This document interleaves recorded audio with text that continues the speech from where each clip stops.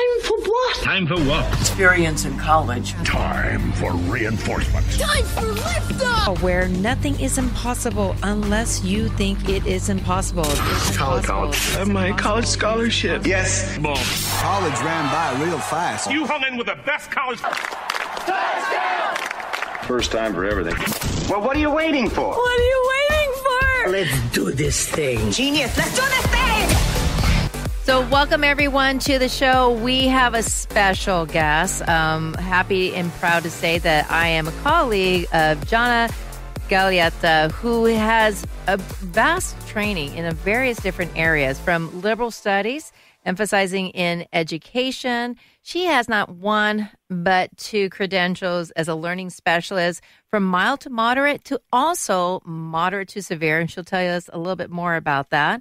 And also she has a master's degree. Yes, she does not know how to stop because she wants to give so much to students, special education, as well as also has done some work in educational therapy.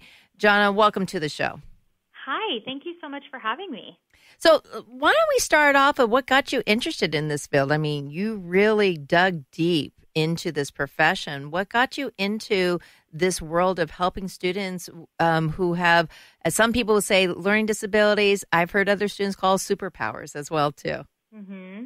Yeah, so interestingly enough, I actually started out as a nursing major in college, but I always loved education. I did all my service hours in education when I was a student at St. Ignatius, and ended up just switching my major in college because I knew that this was my calling. And my mother actually is a special educator, so I spent a lot of time obviously hearing about what she was doing and seeing her work with students, and I just really, really appreciated that.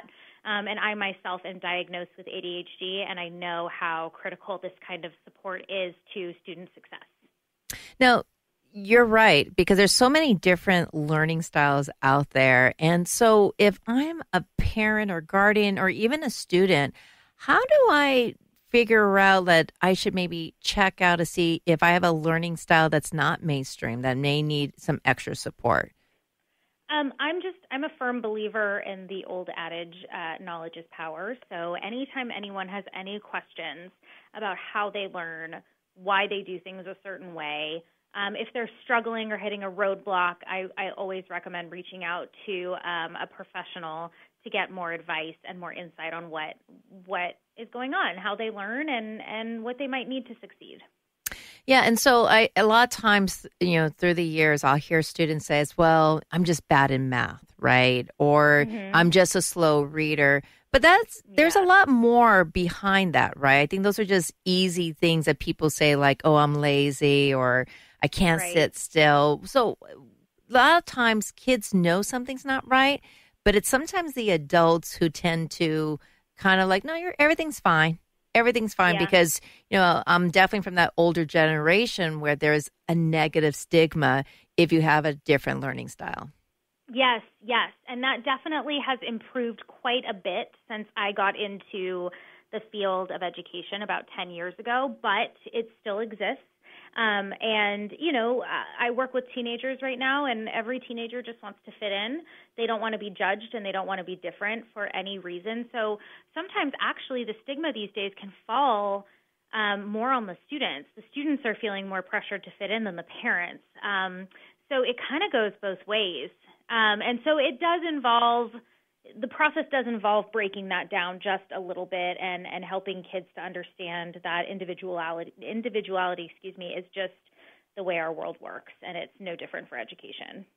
Yeah. So, and I think that's a key thing, is just like you said before, is asking those questions, right? And I want to also add that, I think in the last century, yes, that's how long I've been doing this for. There was a lawsuit at the UC Berkeley because historically the UC system used to ask, do you have a learning disability or not? And people assumed students were being discriminated. And the admissions folks that I worked with said, it's so sad that we won't know who has a learning disability or not, because they usually don't volunteer this information and quote, we don't know who are the super strong students, because if you know how to rise above an educational system that tends to, speak on the national level, is very mainstream for one type of learner. The colleges can't see, those hidden superheroes that are out there. So how do you work with students? Because, you work in a learning center that's not open to all students, right? To support everyone. So you and your colleagues in the learning center must see some kids who hit some roadblocks over and over. How's the best way? Because you're right on the money, right? The kids don't want to seem like they put these negative labels, really not realizing that they've been super strong despite it all. Yes. And I try to honestly normalize struggle and hardship, because we all experience it in our lives. And high school is 4 years long, and it's not a reasonable expectation to think that the whole thing is going to be rosy and smooth sailing, right? So kids are going to struggle at certain points in their high school career. So I don't like to limit our services to just students who have diagnosed learning differences. We open it up to everybody. And especially now during COVID, we've got kids who are really struggling with aspects of distance learning, so they're getting support from us. And then we still kind of keep up with our students who have learning differences to make sure that they're getting what they need as well. So it's definitely multifunctional in here, and I really like having sort of a flexible atmosphere so that kids can come in with anything and we will welcome them. And if we can help them, great. And if not, we'll point them in the right direction, so that nobody feels like they have to struggle or go through hardships alone. Even though they're inevitable, in our lifetime, it doesn't mean that we have to go through them alone, right? Oh, no. Nobody wants to be alone. Right. Even the people who say I'm loners don't really want to be alone. Let's just be honest. And that's what's funny, is because you see loners, but usually they travel in groups. So Yes. It's like it's a group of loners, so they're not really loners. Exactly. Now, your model is not something that's traditionally used in many different places. Have you seen in recently that has been changing in variety of educational systems, right? Because, the college system, right, I'm just going to focus on what I'm more familiar, like research in public schools, or they have a center for a learning disability, but only people with learning disability can access those services. Do you see there's a change of that model, or you still think it's still business as usual? No, I think depending on the place, there is a change in that model. I want to say it was about 2 decades ago, there was a new special ed system that came out called Response to Intervention. And this was basically a solution to the whole wait to fail phenomenon. Basically, people were upset saying that, we have to wait until my kid is failing in order for the district to test my child, right? And parents obviously didn't like that, because their kid has to dig themselves a huge emotional and educational hole before the district will agree to dig them out. So response to intervention basically means if a student is struggling, they have what's called an RTI specialist who moves in and starts applying interventions for these students. The interventions are on different levels. So you start applying Tier 1 intervention. If that doesn't work, you move up to Tier 2. And then if that doesn't work, you move up to Tier 3. And if that doesn't work, then you get the student tested. So that way these kids are able to get support with what they need without having to be tested and identified. Doesn't mean they still can't get that, but it just means that we don't have to wait for them to get into this huge hole before they get tested. And that's kind of what I like to do here. A lot of schools will have the model, especially private schools, where if a parent comes and says their student is really struggling, the school says we need to have documentation of a diagnosis, right? And that can be really limiting on a lot of families for many reasons. One of the biggest being cost, right?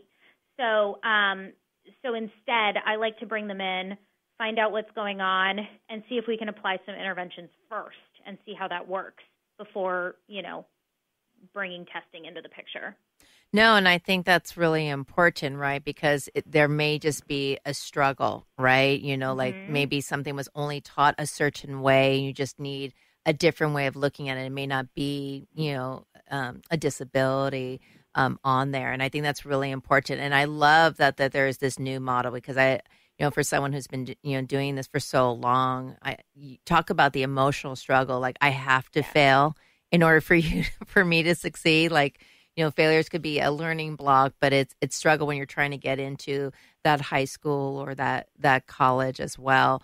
And I like you said, like, talk to, the teachers, the counselors, go to wherever learning support.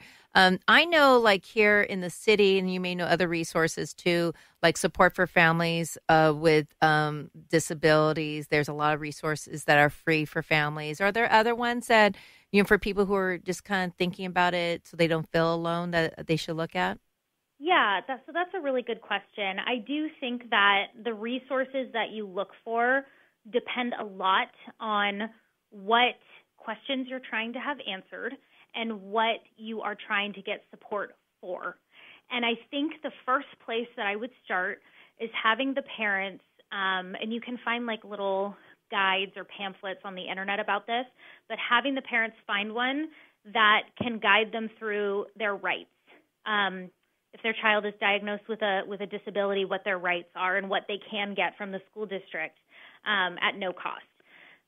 The reason is because the more you advocate for your child and the more you ask for things, the more your child's going to get. It's just kind of how it works. So I recommend starting there. And for getting kids tested, there are so many amazing practitioners in San Francisco. And actually, one of the benefits from COVID, if there is one, is that a lot of these psychologists are getting their practices set up to test kids virtually. So now you can even find a practitioner somewhere else in the state who can still provide reliable and accurate testing for your child. And you may be able to find a professional who charges a cheaper fee, or a practitioner who works on a sliding scale or does payment plans, takes insurance. That's another way to do it. So I always tell parents, look at what your rights are, advocate with the school district, talk to your pediatrician, right? Talk to everybody, talk to your community, because that's where those little nuggets of information come from. Oh, I know. I keep on telling everyone, keep on knocking on a door until one opens, because there is one ready for you. You just have to have that determination and love for yourself or for your child enough so to get it done. Now, you mentioned over and over again being a self-advocate. For how is someone supposed to be a self-advocate? And these are the individuals who already know they have different learning styles.